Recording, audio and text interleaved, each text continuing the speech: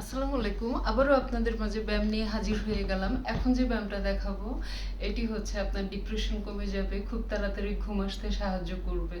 মনে হবে আপনি কিছুই করছেন না, কিন্তু আপনার কত বড় যে কাজ করবে সেটা আপনি কন্টিনিউ করলে বুঝতে পারবেন।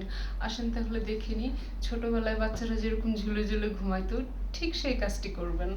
এইভাবে করে আরামে একটু বসবেন, এইভাবে পা দুটোই করে, এই এই চোখটা বন্ধ, পজিটিভ চিন্তা করবেন, টেনশন নাই, ঘুমিয়ে পড়বেন, ঝুলতে থাকবেন।